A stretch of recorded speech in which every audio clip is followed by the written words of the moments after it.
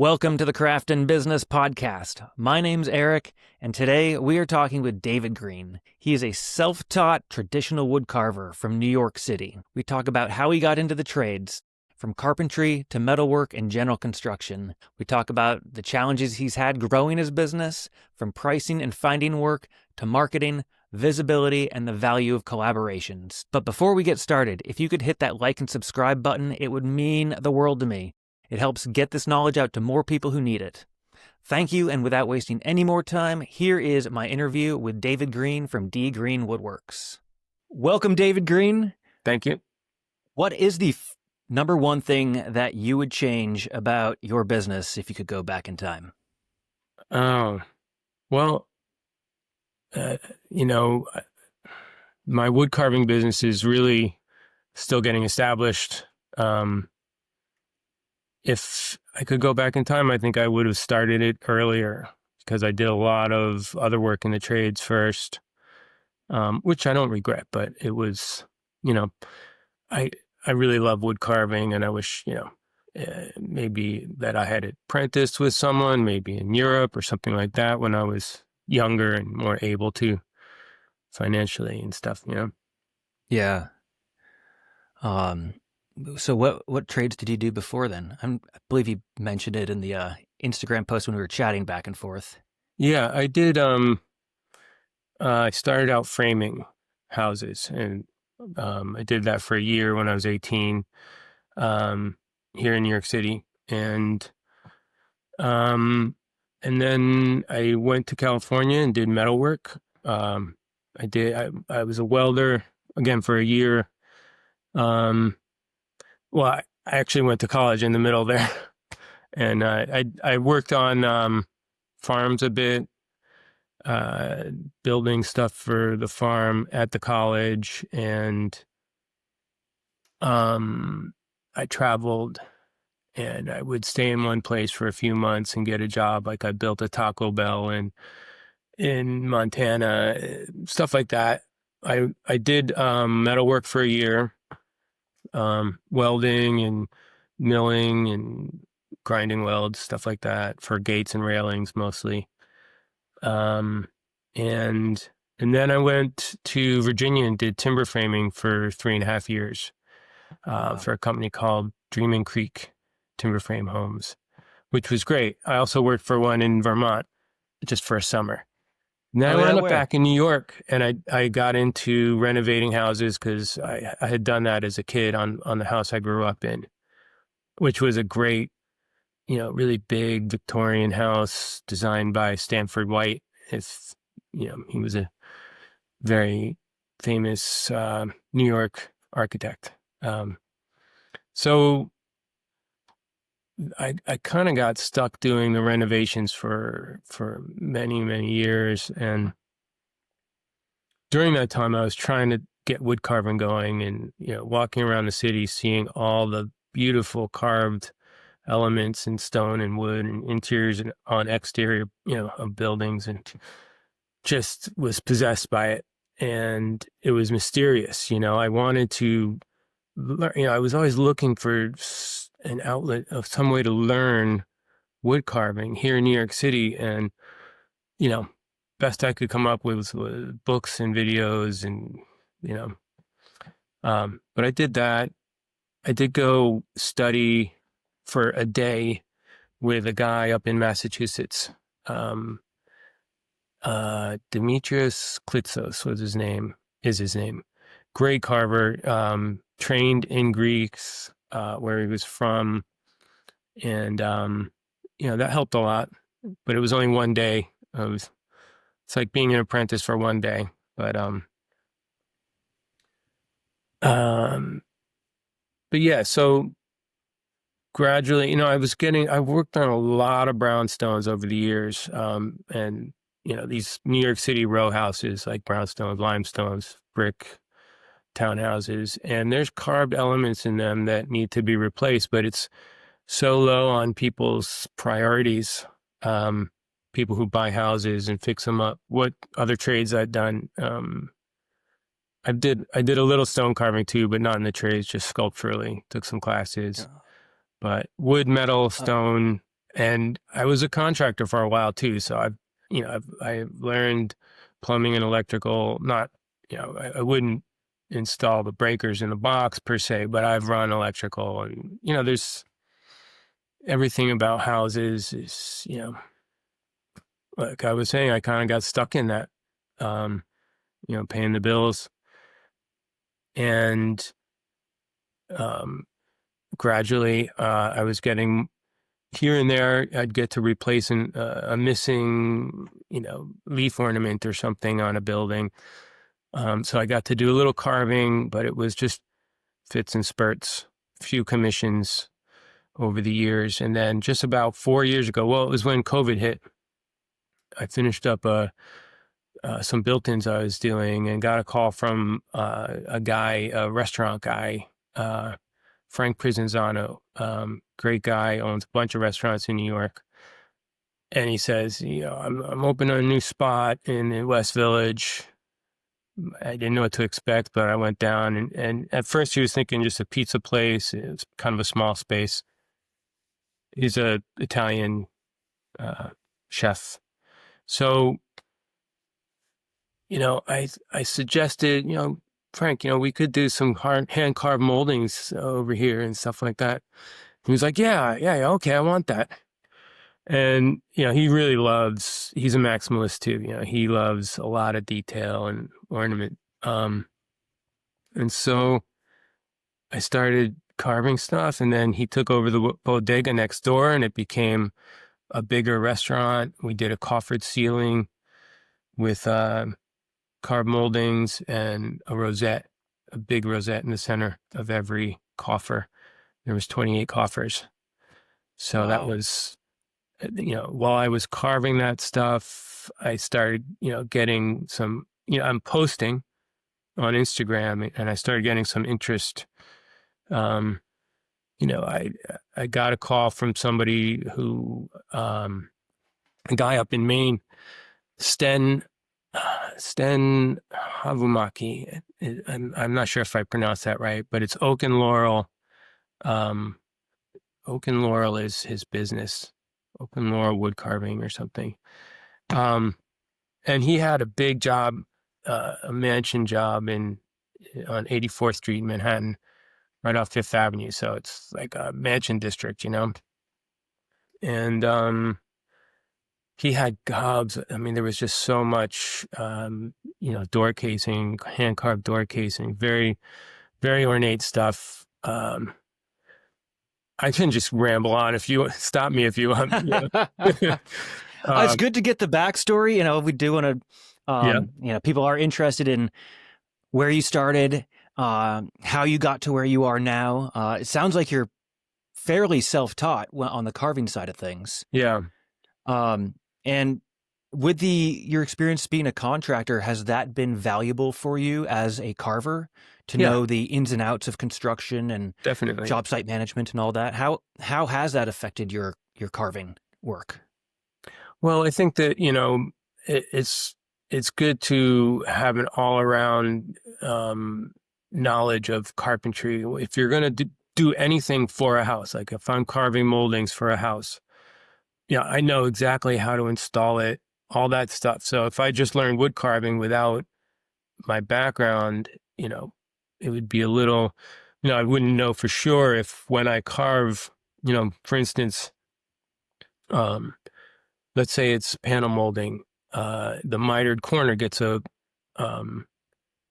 a leaf detail, because if a running pattern comes together in a miter, it's just going to be random how they land and touch, if that makes sense. But like when you buy a picture frame and it has ornate detail, if the corners go together in a way that they're not lining up perfectly, that's, just, you can tell it was cut from stock. They mitered it and put it together. But if it has a leaf detail or some other kind of ornament in the corner, it's custom. It's, it's the whole thing was made for that, piece. And you can stretch or grow or shrink a running pattern to make it land right the way you want it to, stuff like that. But anyway, I digress. Just knowing that that when I carve a molding and I do the corner leaf detail, that someone will be able to install it, or I can install it. Someone can say, well, I want you to carve this stuff, but will you install it? Like, sure, like panels, paneling or something. If I'm doing the molding, like that coffered ceiling, I had to level the ceiling because the ceiling was like this in that bodega, and I had to make it perfectly flat, which was a huge job. But I had done that so many times, if I hadn't done it, I wouldn't have been able to do the coffered ceiling because the contractor was so cheap. And, my restaurant friend, his contractor just they don't do that level work. So, yeah. I recently had a friend say that doing restaurant work, and he's a glazer and stained glass guy. He says it's very much like set design. Just get it done enough so it looks fine and they can operate. Yeah. They don't really care about that quality. No, and everything is like thin veneers, it's the way we build today. Yeah. I know. It's challenging, especially as somebody that cares about their craft. If somebody's interested in a specialty in the trades, would you recommend that they start as a generalist? Say that again? If somebody is interested and they're kind of starting their journey in the trades, and they're interested in something specific like carving or plaster or whatever it may be, would you suggest that they start off as more in a generalist role, like remodeling or I think it's more important to get started on your craft early, and the other stuff you can learn. I mean, I'm glad, I don't regret, that I have the background I have, and some of that is definitely vital. Like I was saying about that ceiling, leveling that ceiling was crucial. But I think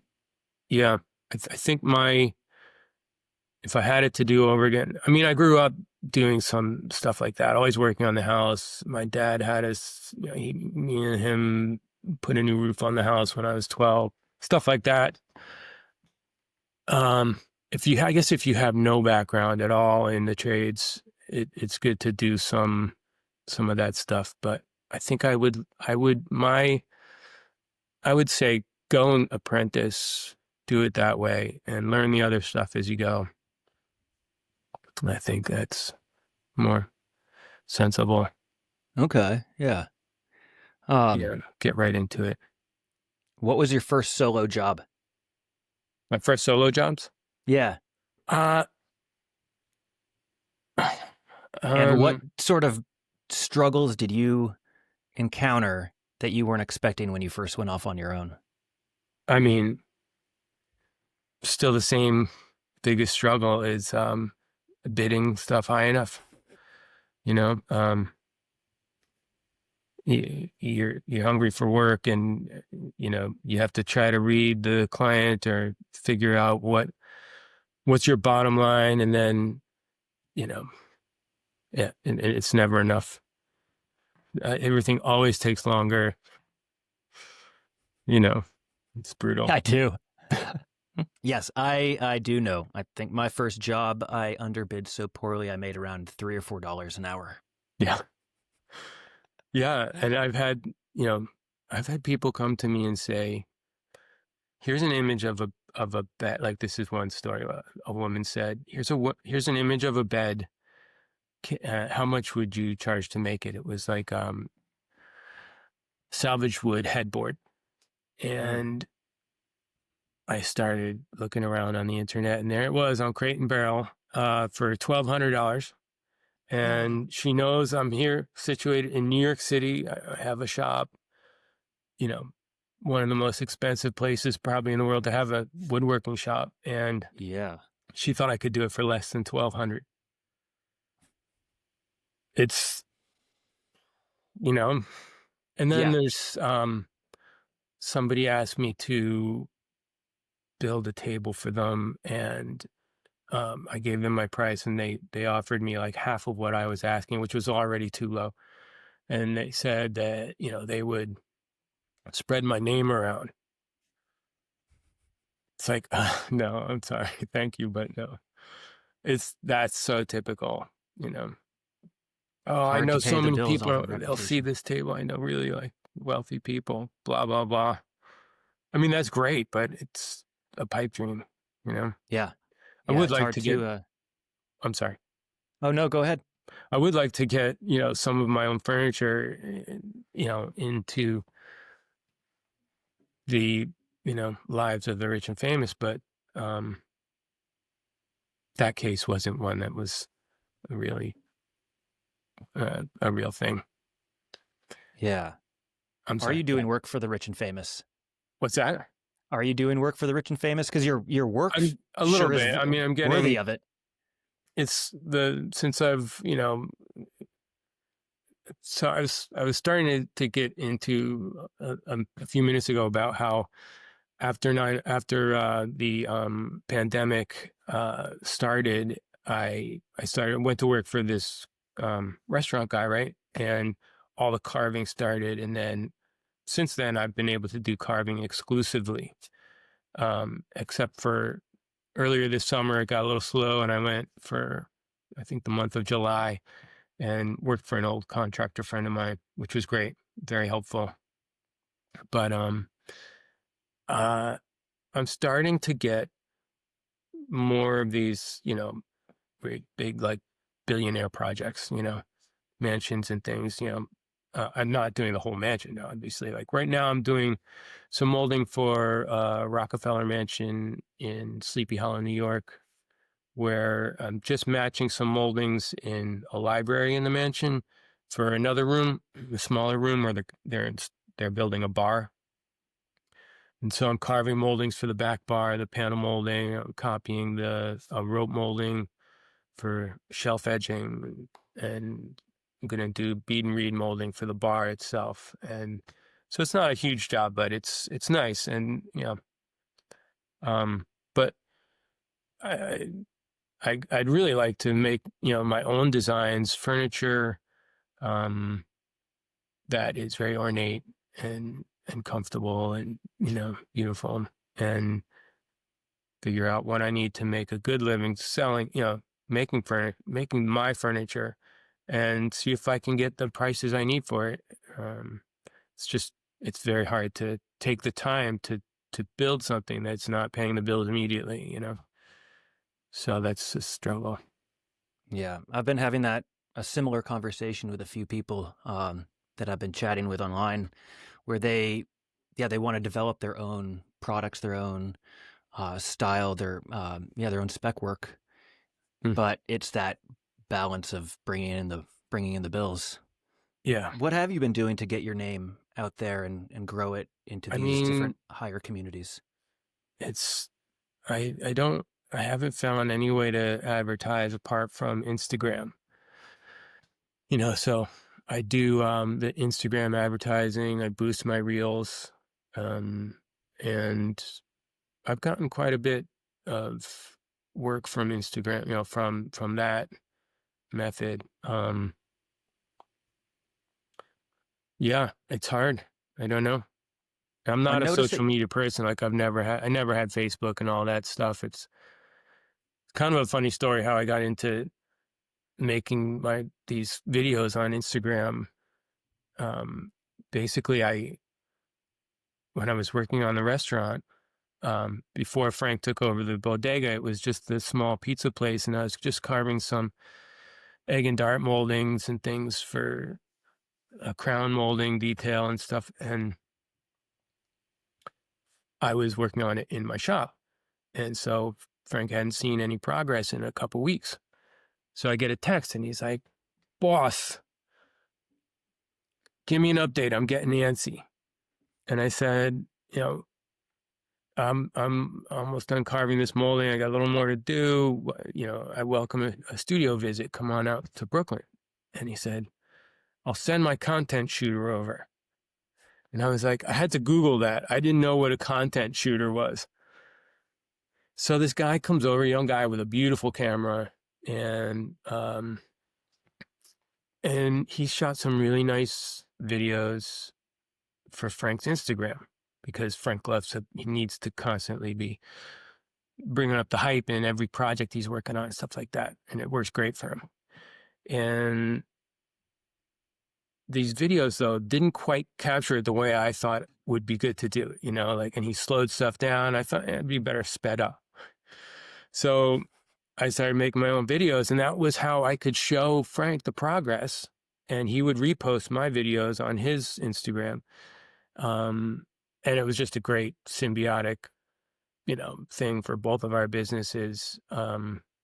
But before that, it had never occurred to me, and I got really into making these process videos that show all the, the steps and how to, carve moldings and ornaments. And I'm still doing that. But now I do it mostly in my stories. And then at the end of a project, I'll make a reel, and it's a little more condensed, but yeah. I noticed that you recently did was it a partnership with a sweater company where you carved something that was in an advertisement or something along that line? Tell me that story. The chair, the folding chair? I believe so. It was a recent post. Or the door. It was the image on your Instagram was a braided sweater. Oh yeah, okay. So it was a folding chair based it's for the Drew Valoric is a fashion designer, and his knitted sweaters or his knitwear, let's say, I think, has this braid and rope or cable knit where they do that, and it's sort of one of his signature motifs, let's say, and he wanted that carved into the seat and backrest of the folding chair, based on Hans Wagner. Hans Wagner was a big name in mid-century Dutch furniture. He was called the chair guy or the chairman or something like that. He had hundreds of designs, and they, had a factory where they made his furniture. Incredible, beautiful furniture.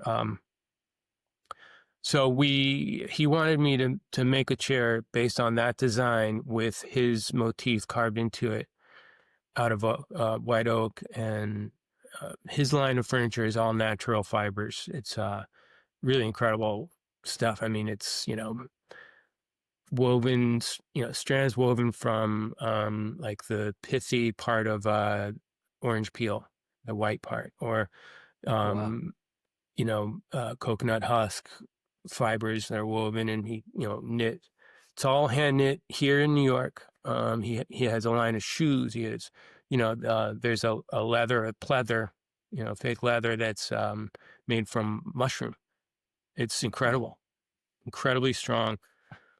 Yeah, it's amazing. So anyway, he wanted a natural finish on the chair too. So I used natural pigments and linseed oil and then tung oil, and yeah.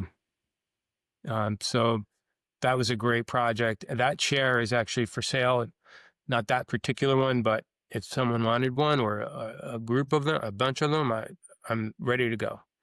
Nice. Yeah. So that's on his website too. Drew Valoric. Did that partnership develop any business? Well, from it afterwards? I'm still waiting for a chair commission, another one. I mean, it's not clear if any, someone may have seen that. I haven't had like a direct someone saying they wanted something like that chair, or if that's what you mean. But that's probably still valuable for brand building. Yeah, it's definitely, because I want to do more furniture. It's great to have a recent example of furniture. I like the design. It's pretty neat. Have you done any other strategic partnerships like that, either online or in person, with people that have kind of large audiences or audiences in the market that you're trying to get hold of? I recently did a large door panel for a beauty products company, Mm-hmm. And the designer sent me an image of like something that was just sort of um, cut and paste Photoshop, so basically a placeholder. And I thought, well, I can make it the way they just the way it is. And they were like, well, can you develop the idea of it? And so I did. I came up with a couple options. They said what they liked, and then um, I redrew it, and then they came back with more ideas, and it was a design collab, and then you know, um, and then we made it here in my shop, and we just made the panel, and the millwork company made the door, and I provided the panel for them, and then unfortunately they uh, gave it a high gloss black lacquer, but I think it's I did okay. see that post. That Oh was yeah, beautiful. it was a neat job. Yeah. Do you have? Um, yeah, I'll go ahead if there's more.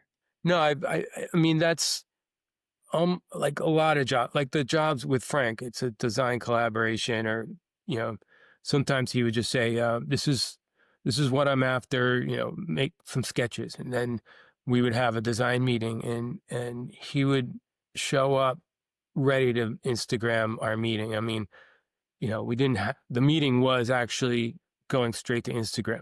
So I would say, this is what I'm thinking. And he'd be like, that's great. I love it. Okay. Boom. And it's already on his Instagram, you know? So I was doing a lot of designing. I mean, it was definitely a design collaboration. Frank's, you know, great to work with. He's my dream client. But, and then there's other things like that. But, yeah, almost everything is like a collaboration, because people design stuff that's almost impossible to build sometimes. And you have to say, well, you know, we're going to have to make some more drawings, you know. What's the hardest part about working in New York City? Um, Because that can't be easy. the rent, you know, like my situation here is this is a studio, and it's one of, I think, 7 studios that um, are off of a hallway in the back of a bigger space. That's the shop. It's a shared shop space. Very rudimentary machinery. I mean, the nicer machines are mine, and then we have like a DeWalt portable table saw, and that's it. You know, it's you know, luckily I do most stuff with hand tools, but and have a really nice old 1950s lathe here in my studio. Mm. Um, the you know, the rent is high. You know, it's hard. You know, I don't know. It's the cost of living goes up faster than people's pay rate in the trades, I think. And maybe it's exacerbated here in New York. I'm not sure, but it's hard. Is there a void in your industry? I mean, it seems like there's a lot more carvings to be carved than there are carvers. That's a great question. I thought about that so much. I mean, and you know, for years, for decades, I thought, how do I get hooked up with like the historical preservation architects? And I tried for so long, and Instagram's really helped a lot with that. But I don't know. And since I've gotten on Instagram, I've found so many carvers across this country, but in Europe especially. England has a lot of wood carving, traditional classical wood carving, but all throughout Europe, and I don't know. Here, there's a lot of really, like high skill wood carvers. Not so many in New York City, which is, baffling. Beneficial to But you. I mean, I'm trying to get hooked up with the jobs. I mean, there's so many mansions and places where you could probably find someone who wants, ornate moldings and ornaments. But yeah, getting in touch with those is hard. What have you been doing to develop those relationships with historic designers and architects? Well, like you know, really just, they're finding me. They're finding me Hmm. on Instagram or through word of mouth. And this is for years, I would Google, wood carving NYC or something like that. And the first person who comes up is Deborah Miller. And she's a great wood carver trained in Norway with a guy who is doing traditional Norwegian wood carving with like a lot of animal figures, sometimes like an animal that's like eating itself and just crazy stuff around doorways and stuff like that. And he got this doorway and she apprenticed with him and helped him carve this giant, just massive, the trim's just all so ornate. And um, I think that was 20 or 30 years ago. And she's been giving classes. She has a studio in Long Island City. And I reached out to her finally after years of wanting to, and because getting back to Sten up in Maine, he passed along all this molding to carve because he just couldn't do it all for that mansion on 84th Street. And he got to carve like really choice, like, acanthus leaf brackets and keystones, just like really ornate stuff for a library in that mansion. But there was so much door casing and panel molding for the doors and things that we got to do. So Deborah came and helped carve a bunch of the panel molding. I could show you stuff I don't know if visual stuff is something you're interested in. This is If you have some images that you could send over, sure. yeah, I'd love to put those on the screen, or if you have something you could hold up, that's fine as well. You mean right now? Either or. Okay. Oh, I haven't done the show and tell yet on the show. Sorry. No, not at all. So no this need is to apologize. This is the panel molding. It's a running leaf pattern, water leaf, and within this molding was this tiny little bead. I don't know if you can see that. Huh. And Deborah came and helped on that. And then but architectural wood carving isn't her main thing, so someone reached out to her, the millworker for this project I'm on now, the Roosevelt Mansion upstate. Rockefeller Mansion. And she suggested me for it, which was great. I forget how we got on this, but so that was word of mouth. Yeah. Whereas, I would say most connections come through Instagram and then a little bit of word of mouth. Okay. Yeah, I always like to, I've got a bad habit of reaching out to folks and trying to buy them a coffee. Yeah. So let's sit down, get to know each other. Yeah. I approached someone who was painting their door. I think they were stripping it, a brownstone door, and there were these two little leaf detail. You know how like in New York City, there's usually 4, maybe 5 in a row that are the same. Mm-hmm. And, I could see these leaf ornaments in the corners, in the mitered corners of the casing. They were applied. His were missing. So I said, hey, I could carve those for you if you want. And the poor guy, he had a bandage on his hand. He was like, I tried to do it myself. And I guess he'd been like, and cut his hand. But that was... yeah, that was a case where I just walked up to someone. Another time I was redoing a foyer in an apartment building, and it was a cool building it was an older building. It had been, redone so many times, so there wasn't a lot of original stuff. And the foyer was kind of industrial. Like there was the woven wire inside the glass on the front door, things like that. And the newel post finial was missing. So I said, I'd love to carve a newel post finial for you. And I was so hungry for work, for carving work. And I did it for $250, which is ridiculous. I have it here. I'll show you. I didn't know if you'd want to have visuals, but this is my prototype. Oh, wow. That's And complex. it's the pattern is based on food dog.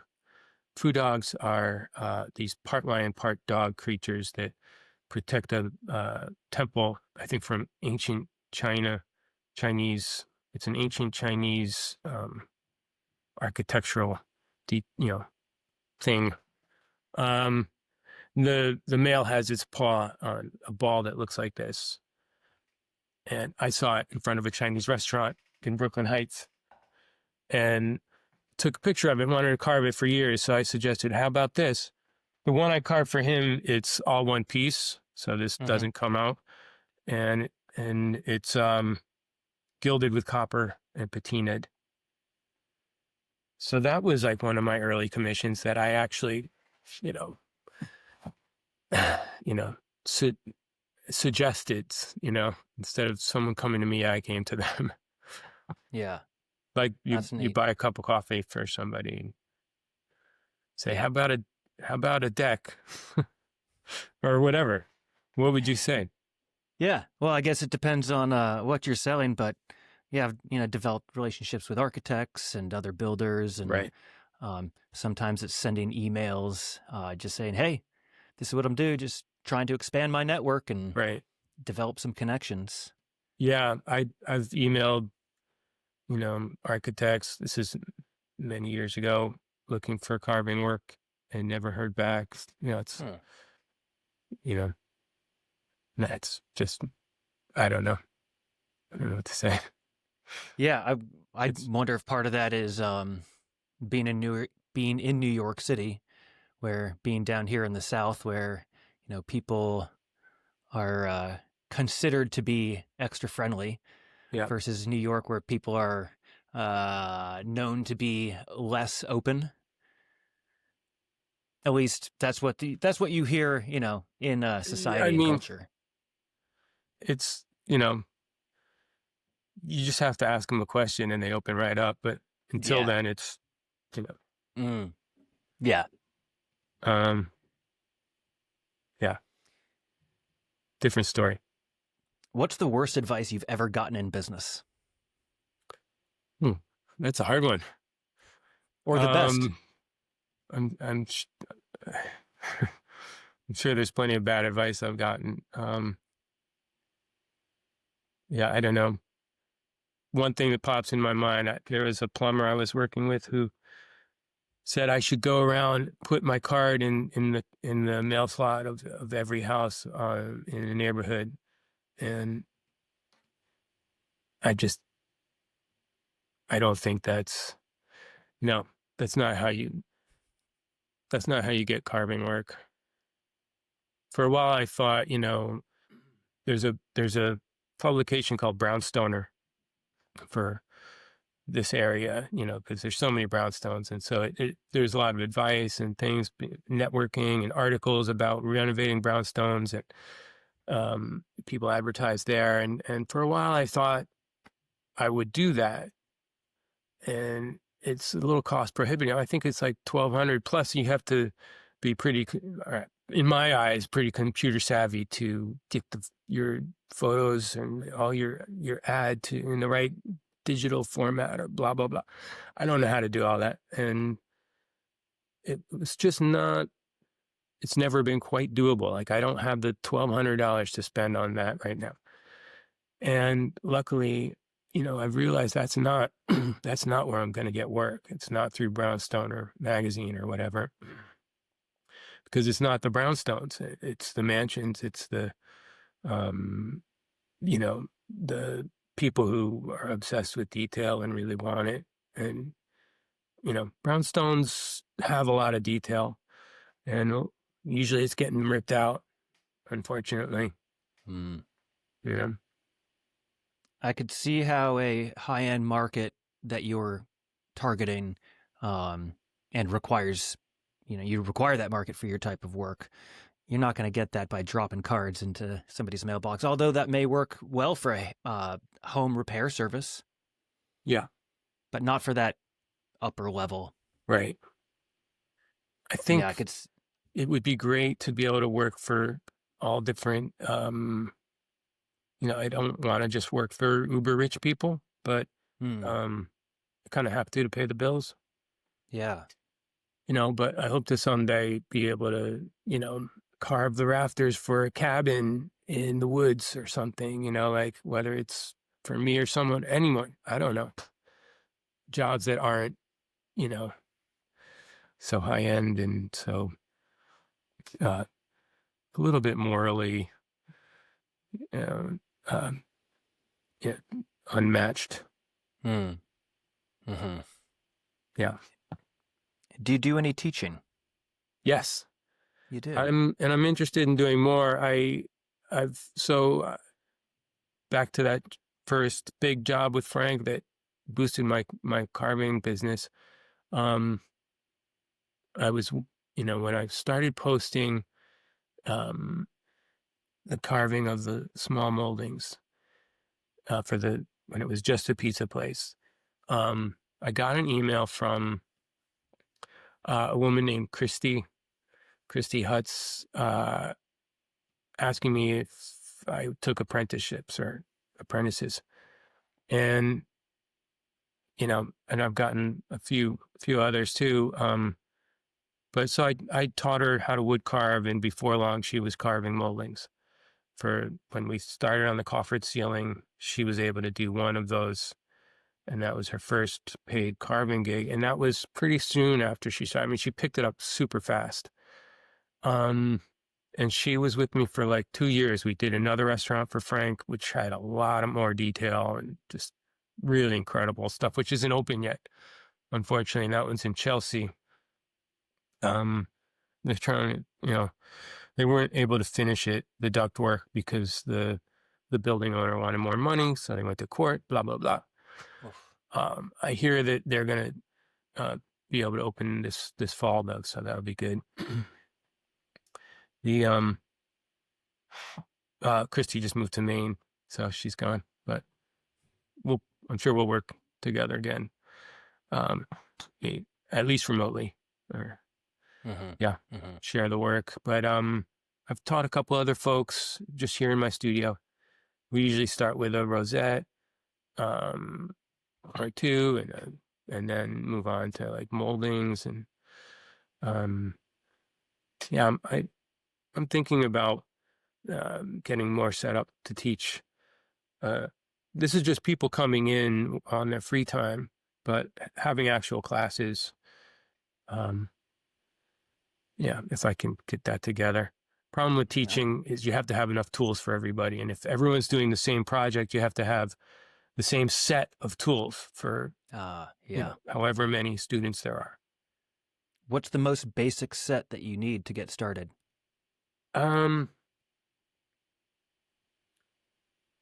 It's, the tools are so specific. Like behind me, you'll see there's so many tools.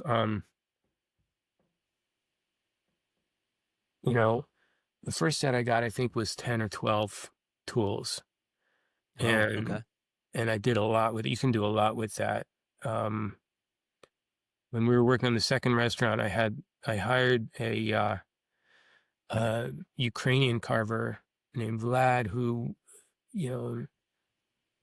was trained in, to use his words, the so-called Baroque style of Ukraine. And he was trained in sort of like a college setting, I believe. So was Antonios Dimitrios Klitsos in Massachusetts. He came from Greece, and he said it was like a college you went to for wood carving. Vlad had made his own tools. There was about 30 of them, and he could do everything with it. Whereas Dimitrios told me that you have to have one of every, there's about, there's a handful of different types of tools, whether they're straight or fishtail, which flare, spoon bent, back bent, V tools, that you need one of every size of every type. And so we're talking hundreds, if not thousands of tools, definitely thousands of dollars worth of tools. Yeah. And I think somewhere in the middle is about right. I've got probably 100 here or something like that. You wind up, get your first set, right? And then as you need a new tool, like let's say you get, or you have a project you want to do that you don't have quite the right sweep, like the curvature of a gouge, you buy as you need. You buy that next tool according to what's missing from your set to do what you want to do, what you want to carve, which is challenging. The buying of the tools is challenging. Finding the right sweeps. Like if you're getting it online from like Woodcraft, like it's very difficult to know like if you're buying the right shape tool, the right sweep, but we have a Is place that here in Brooklyn that we can actually go down. I've brought actual carved pieces that I said I need to match a tool, and they carry Ashley Isles, so I have a lot of Ashley Isles tools, which I like, but they're good. But tools for working wood, we go down there and we match the actual profile of the gouge to the piece that we're going to carve. Oh, wow. Okay. Yeah. Um, you mentioned the person that took his classes from a college. I know there's a couple of trade-based schools. North Bennett Street up in Boston, and down here is the American School of Building Arts, or American Yep. College of Building Arts. Yep. Have you ever done any work through them, or considered working through a trade school or woodworking school that's already established? Yeah, I would love to do that, but there's nothing here in New York, and I haven't. I've got two kids who they're 13 and 15 now, so maybe it's in my future, but it's not right now. Yes. I don't know how that would Obligations. help pay the bills. I'm not sure what something to look into. Yeah. Yeah. Actually, speaking of American College of the Building Arts, I had a intern from a summer intern during the construction of the second restaurant. Oh, We really? were carving stuff on site. Is that less his name- common? What? Is carving on site less common? Yeah, I think it's uncommon. I think it was probably pretty common 100, 200 years ago here. It's probably, I don't really know, but I speculate that it was something people did a lot. I mean, it's been centuries, right? So like when I go and look at the mansion and looking at all the carvings up at the Roosevelt Mansion, I'm thinking, well, I wonder if they were carving it here, like it's interesting.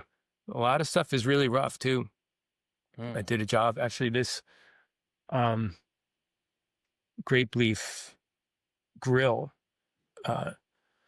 is for the Harvard Club in Midtown Manhattan, Harvard University's New York City club. And they, hired me and my crew to make grills like this, only with more airflow, more open space. And that was for their AC system, HVAC system. Wow.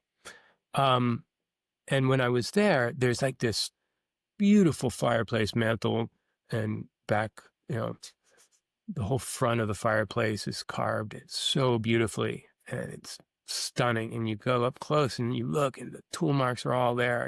It's a lot of it's really rough. And you think, wow, they left all that, but they were probably working very fast. Like we just don't. Wood carving is so time consuming, and I think you just wind up having to bang it out. That's pretty common, but I bet they were doing a lot of that on site. Yeah. I heard from a good friend of mine who does, he's just a wood turner. That's all he does. and he mentioned to me that they used to use treadle lathes in the basement of the brownstones. When they were building the brownstones, they would set up a lathe in the basement, and there'd be somebody down there pumping it with their feet and making spindles for the staircase. Wow. That's incredible. That's pretty cool. That is really neat. Yeah. Gosh. Is wood carving something that could be taught online if somebody already had the tools? Yeah, I learned a lot online. Chris Pye used to do, and now it's all on YouTube, but he used to have on his website, wood carving workshops. He's in the UK, and I subscribed to that for years, and actually learned and used a lot of the stuff that I was right off of his, website. Like he teaches this water leaf molding that I used for the restaurant, and his it's also in his books, his egg and dart, which is very common. It's not his design, obviously, but like his step-by-step instruction is how I learned it, and I used it in the restaurant. So directly, yeah. Is that something you've considered doing, as teaching online, or do you like the tangible aspect of being in person? I don't know. I'm so challenged by anything having to do with computers. Like all the if there was if it was financially feasible and I had a partner who could do all the technical digital technical stuff, and I could just do all of the hands-on wood carving stuff and teaching, I would definitely be interested in that. But there's another carver, Alexander Grabovetsky. I'm not sure. Sorry about that, Alexander. He's in Florida and he has online classes that he does, and a lot of times it's just, here's how I'm doing this. I have a commission. He gets these very ornate big commissions. And so, it's just him working on his carvings and talking about how to do it, and why he's using what tool he's using and stuff like that. So there's those two already, which are great. And I don't know if competing with them is, I don't know, I'd be open to it, but. Yeah, I feel like every time I feel as if the market is too saturated with something, I remember that, not everybody likes Coca-Cola. Some people like Pepsi. Right. There seems to be more room. I mean, gosh, there sure are a lot of people in the world these days. I agree. And I really love your podcast. And since, you reached out to me and I checked out your podcast, I noticed some others and that are, sort of in the same vein, but I like your style better. I appreciate that. Thank you. Yeah, that's great. I'm trying to build what I needed when I went off on my own. Because back when I was making that $2 to $3 to $4 an hour, I probably had headphones in, listening to business podcasts, trying to figure it out on my own. But they were not related to the trades or craftsmanship at all. Uh-huh. And I saw a void in the market and see if I could fill it. That's great. I like that idea of finding a partner to do digital products, because I do feel like a lot of people that have a lot of knowledge to share, they don't have that technical skill to make it come to fruition. We should talk about that offline. Okay, sounds good. What advice would you give to somebody that is wanting to start their own business, no matter what the trade or craft is? If they're an employee and they're looking to make the jump, what would you advise? The biggest tip? Well, start small. You have to start small. I think, you're already working for someone. Don't stop doing that until you have enough work to go off on your own. And you have to I mean, I think it's in the trade, it's all about long hours. Unfortunately, I'm still doing that, um, yeah, getting established. I'm still getting my wood carving business established, right? So Hmm. like, I'm still kind of bidding stuff to get it, even though I know it means I'm gonna have to work long hours to make enough money to pay all my bills and stuff. It's a struggle, but um, so that's definitely one thing. Um, yeah, trying to live within your means. You know, that's another thing. If you're, you know, if you're able to live within your means, eh, you can do more of what you really want to do, I think. Um, yeah, balancing that, keeping your eye on that so that your bills do get paid. Um, and try to start as soon as you can, get the ball rolling, do the hustle. Yeah. Yeah. And find what you're possessed by, what, you really can't see yourself not doing, like hopefully there is something like that. Recently had a friend who's looking for that come in just to talk. Um, he's just not sure what he wants. He thinks it's in the trades, but he's not sure which direction to take. Um, yeah. So I think a niche is great. Find a niche to fill. Um, and and learn what all you can about it, and work your fingers to the bone. That is what it takes sometimes. Nice. This has been we were getting close to an hour here. And if you have time, I'd love to stick around for a little bit of an after Sure. show where we've been able to get into more of the kind of meat and potatoes of how you run your business and the back end and the less glamorous stuff.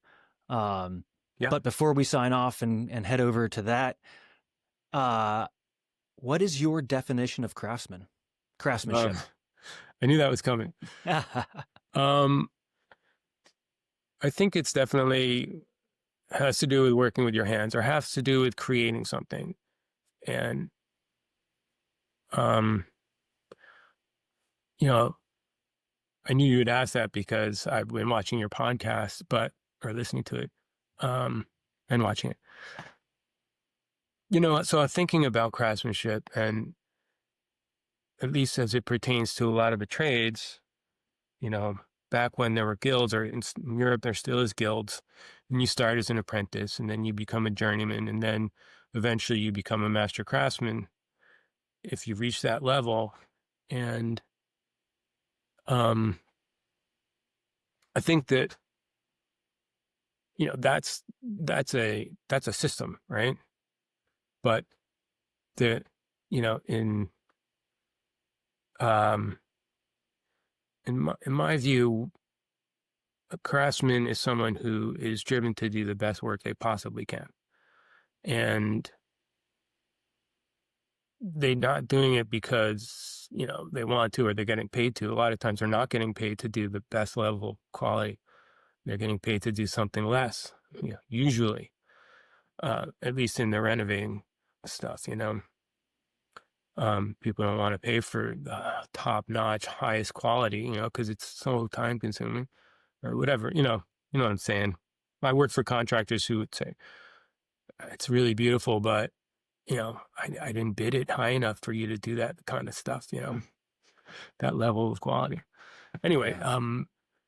you do it, yeah, you're driven to strive for perfection. And you're doing a craft, so it's what's the definition of craft is another question. But, you have an idea of what craft is, and I think a craftsman or craftsmanship is when someone's heart is so into it, their soul is into it.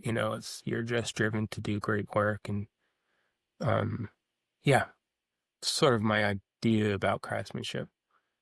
I think that's a great answer. Well, Thanks. thank you for joining us, David. Thank you. We are going to head over to the after show now, but before we go there, where can people find you if they want to follow along? At dgreenco on Instagram, and my website is at dgreenco.net. Excellent. Thank you so much, David. I appreciate it. Thank you. I hope you enjoyed that episode with David Green. Thanks for watching. Check out the next episode here, and please leave a comment if you enjoyed this. Let me know what you're working on, what you're excited for, and what your challenges are. Once again, a like, a subscribe, all those things, and I'll see you guys in the next episode. Thanks again.